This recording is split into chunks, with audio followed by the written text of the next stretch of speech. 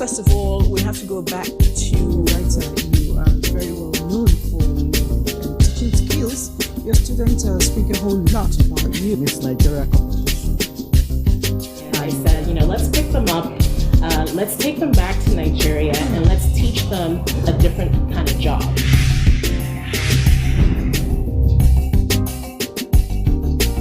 My name is Elizabeth Abai.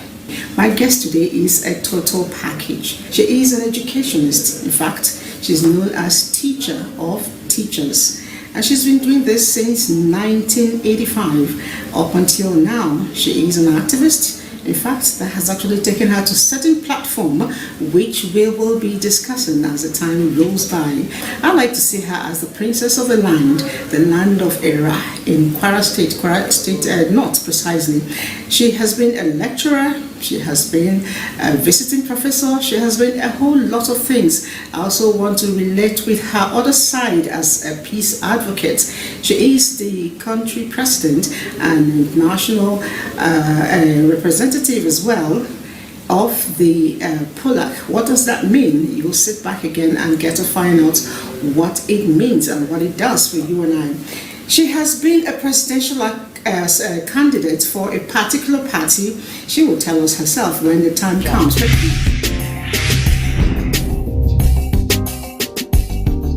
And my guest I'm about to present.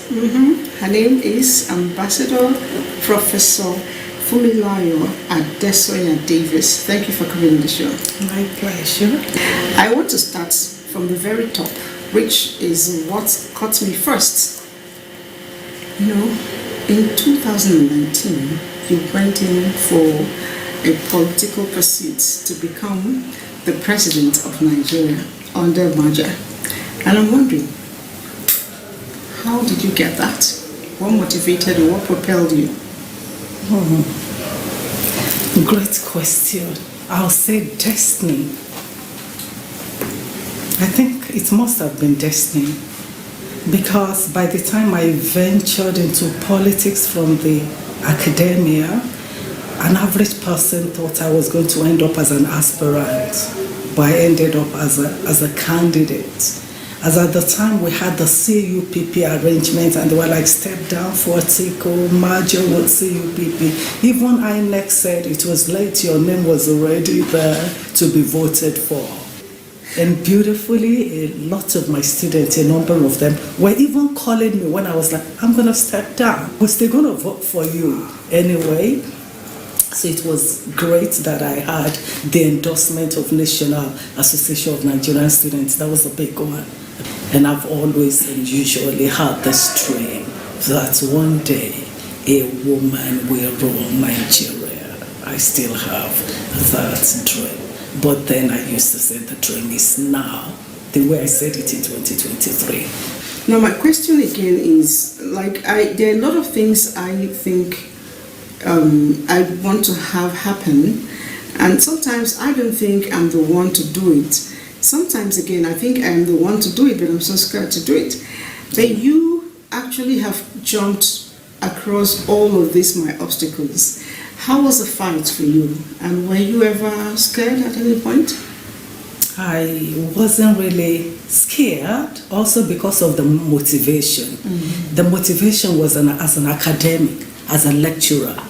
I started lecturing as a corper from the youth service, 1985. And because I read English language, I was thrown to a GS class to teach students. So my class way back then was like 800 students. Yeah, over time I became Director General Studies. That means my class is not that 40, 50, 60. My class is usually the project your voice class of largeness. So each time they graduate 4 years later, I see them 6 years, 8 years, and I'm not just happy what my students will be becoming. They're going to tell me, Mom, we don't have a job yet. Mom, life is not like your days. And I'm just like, can Nigeria give to my students just what I had at University of Ife in the 80s, that ticket to eat my chicken on Sunday? Can we have the scholarship? Can we just have things work the way it worked in our days. So my motivation of giving life to the youth was so strong. I wasn't just scared at all. It was like one of my campaign lines was power to the women, power to the youths. Yes, sir. Because in Yoruba tradition, when it's time to share whatever a father has to the children, they'll just share whatever the father has according to the number of wives. And once that is done, you know, in polygamy, it is gone round to all the children. So I always nursed the idea that once you want to give power to the youth, just give it to their mother. So I know that if that's a good one. Yeah, if a woman is just an asurok, then killing of people, this massive killing. A woman is the man with a womb. No, you can't just keep killing if I'm in power. I'm going to import electrocuting chairs. You kill people badly, sadly. I'll send you to God gently, more quietly. So with a mother there, we might manage easily insecurity. It might just be easy. Like at times when I walk around, even in Abuja, I see the bogus houses. I'm just like, why can't they just do this as low-cost, one-bedroom houses in the villages for sanity of the people? To let, for sale. And nobody's living in those big houses. Maybe I would have just said, any house that you can't occupy in 5 years belongs to the government. Power to a woman is functional. It's like anything you give to a woman, any seed, they say the woman makes big. In the course of your job, you've been able to move around, Nigeria, moved around outside Nigeria, Ghana, South Africa, and all of that. Now, a lot of times, Nigerians' educational system is, being, do I say trampled upon? I'm not sure, but a lot of people look down on it. Can you give me comparative analysis and tell us where we're doing it wrong or right? That's a recent development. While we were younger in the 60s, our universities were vibrant. While we were younger in our university days in the 80s, I was at University of Ife. I was in one day Abimbola's class. I was in Wole Soyinka's class because I was in African Studies. I mean, those are just the names, whether in Nigeria or out of Nigeria. That's why I said what I was clamoring for was just get us back to where we're coming from. So education in those days, in the 60s and the 70s and the 80s, was just good. We were growing steadily after independence. It's just from the 90s, everything got deteriorated. Nigeria has changed. Nigeria has changed. In fact, I'll use a Yoruba proverb that says, means when you say a man that is bent, and then you look at the leg of the man, and this problem is not actually the head or the body. The problem of the man is the leg already. Then every other thing about that person, including what you carry on your head, is bent. So when you start complaining, oh, this bent man, why is the luggage bent? The man is bent. So the situation grew, bent, 90s, 2000s, and now we are where we are. And now comparatively, it's not easy again to compare our educational system with Ghana. I was a dean in Ghana, Regent University of Science and Technology, a visiting professor to University of Cape Coast. Yeah, the standard of education there, because of the peace, the serenity, availability of light, the environment added up to what they now get in their education. All right, what can we do to remedy the situation? Because we need to be on our A game at all points. We need a country that is security-wise sound. that when a child is going to the school, especially to higher institution, we are not expecting a case in which there's going to be fighting, acrimony. We're not expecting a case in which we're going to hear that in a particular university, because a student said something, the student was slaughtered. These are extreme cases. So to me, what is even important now, and most important in our education system, is the fact that a child is going to school and the child is safe. True. It's when you are alive, you're now talking about quality of education itself. These days, we notice that discipline in schools are really at the barest minimum. Not even just the university, primary level. You can't cane a child. You're an educationist. I'd like to know, for me, I got a lot of it because I was a very troublesome child growing up. But it's no more. It's not happening. What can we do? Or is it even the right thing to do? We need to go back to where we're coming from. In our days, my parents were teachers too. And my dad, is my father's house, they bring any child that will refuse to be trained. My dad would say, I'm going to cane the child with blala. And daddy does 6 blalas, daddy does 12 blalas, daddy does 24 blalas. Oh my God. Yeah, he wears a short knicker, and they bring kids that won't get trained with their parents to our home, and they get the blalas in their number. So I believe in the blalas. We're in Nigeria, and some of us could be very strong. Some of these children, we really need to break them. Yes, with a lot of love. The cane and the carrot. Yes, discipline. All right, they always say be firm and fair. Okay. All right, I would want to, delve a little bit to your peace advocate job, and particularly the POLAC. It's a positive livelihood center. Yes. What do they do? How do they transmit to We Elizabeth? call it United Nation POLAC. By the grace of God, I'm currently the country president. If a few friends of mine were teasing me when I was made president, that same 2019 when I contested presidency, and they said to me she couldn't get the presidency of Nigeria, but she got the presidency of United Nations Peace Advocate, and whichever president is still a president, though. Definitely. So we give awards not to people that we feel should do something, but to people that have already contributed to the society. So if we watch you, if we watch your career, if we watch your contribution to the society, we'll invite you over, we dedicate you, we celebrate you. When affiliation of United Nations, Millennium Goals of ECOWAS, and that's what we focus on. We focus on those basic Millennium Goals that we're expecting to be fulfilled. And one of such goals is also women empowerment.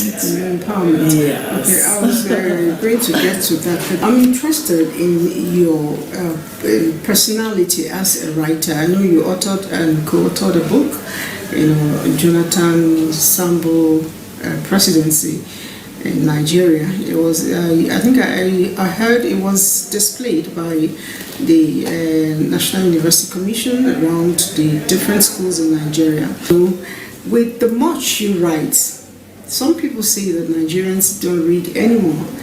How do you, collect yourself to be able to write?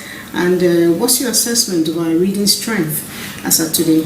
Yeah, it's a general saying, if you want to hide anything, put it in a book.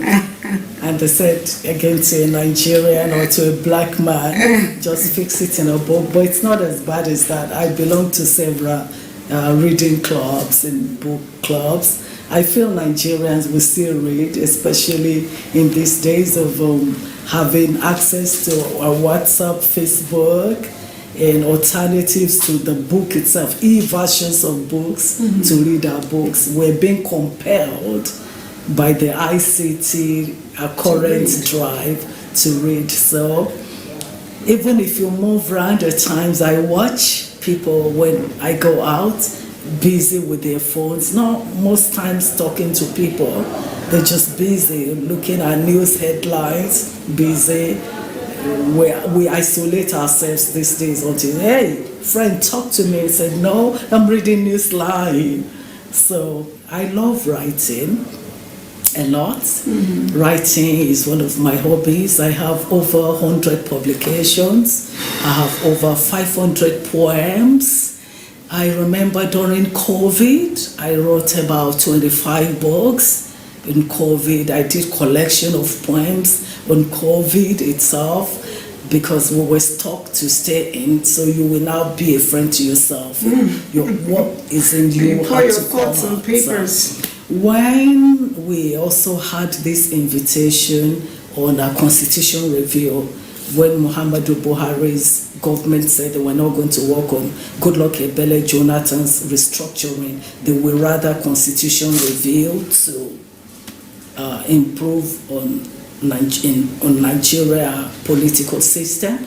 I remember doing about 35 positional papers on constitution review, about 12 women, about 12 for the Christians, about 12 for peace advocacy. So I did a lot of writing, published them, we moved them to the House of Assembly. I think they were asking us for 75 copies of each, and a few of my friends just saw my heap in bags and like that. Even I embarrassed them at the House of Assembly. They were just like, Madam, can you go bind them? We don't want to see each of them. Can you give us as booklets? My book on Jonathan Sambo presidency, a symbol of peace, unity, and progress, forward by General Gowan, was my contribution to how I perceived the presidency of Jonathan, who happens to be a colleague of mine in the university. You were in school together? Not really. We lectured together. Where I currently lecture is Ignatius Ajuru University of Education, and it was formerly River State College of Education, and that was where President Jonathan lectured for 10 years, and that was where Patience Jonathan actually had our NCA too. So it was just like my colleague in power and a loving colleague to a quiet guy that we even never knew. So we had that collection of 12 chapters on Jonathan Sambo presidency, and I think my own chapter was on an analysis of his agenda, and then an analysis of some of his speeches, a collection of speeches of Goodluck Jonathan. And by the time I took them to then Professor Kochie in charge of NUC, and he saw the copies of the book, he was just like, wow, this is going to every university in Nigeria, this is going to every library in Nigeria. You have done an awesome work, and this is what we're expecting from all other lecturers, to always contribute to national development, not just sitting at the ivory towers in the quietness of the classroom. And I think exactly that was why the National Association of Nigerian Students also gave me the 2019 endorsement for presidency. Speaking with you, one will see a lot of academic personality, activist, politician, and all of that. But amazingly, you're also something that one would like, you see, for real? She's a pastor. Yes. And I'm wondering, how do you manage it? You see, I really even did the pastor earlier than the others, as in, because of my nature, my creativity, my intelligence, I asked the question about God very early in life. I think at around age 7, I was asking my parents, what are we doing here? Who put us here? How did I come here? So I was asking such mysterious questions, and my mom is usually like, don't ask such questions as, how did you come to planet Earth? Okay, I shouldn't ask such questions. Okay, what do we do here? The person who put us here, what's the expectation? So That's deep. my mom will now get the Bible and tell me the Bible story of Adam and Eve. By the time I got to secondary school, Form 1, and I joined the Scripture Union. Oh, SU. Yeah, they just said, for me it's now SU, and I'm just like, yeah, I need to connect to who sent us here, because this is my thought, whoever brought us here without taking permission can actually take us elsewhere without taking permission. And if they say it's going to take us into a fine place, why not? Into hell? No, I'm not going to do that. No. So I have this fear of God that the Bible calls the beginning of wisdom. So I knew I was going to have a great future because I was just straight. So life was beautiful and straight for me, and I had lots of love too. And then I was able to catch up with Jesus Christ easily. So I was looking for a pastor to marry, really. And you got one? Then I got an engineer pastor because we now met at the Scripture Union in the university at Ife in those days, courted for like 5 years, and then got married, and that was how I got to Paul Harcourt. And he worked and retired with Shell. So people will ask me, how can you be a Shell wife? And you both started a ministry. We started Agape Bible Church, Paul Harcourt. So you got a church, and then I was struggling with my PhD as I was struggling with the kids. So I was doing Shell wife, I was doing lecturer, I was doing PhD. Yeah. So I got used to really doing 2, 3, 4, 5 things together. How do you wrap around it? Because it was again passion and destiny. So church for me was plenty fun. Yeah, I'm going to start the women's group. I'm going to start the children's group. I'm going to do follow-up of sick people. At a point, it was quite lonely for me. It was quite demanding. But the more it gets lonely and demanding, the more I also think of getting other things to do. But then when you want to say, okay, this is my me time, I need to do fun things, what do you do? Yeah, everybody is grown up now and off me reasonably. My husband has retired from Shell and is now into full-time church work.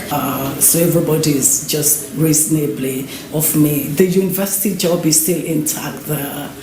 And meeting with those students, my master's and PhD students, again, to me, it's just fun. I don't feel it's work.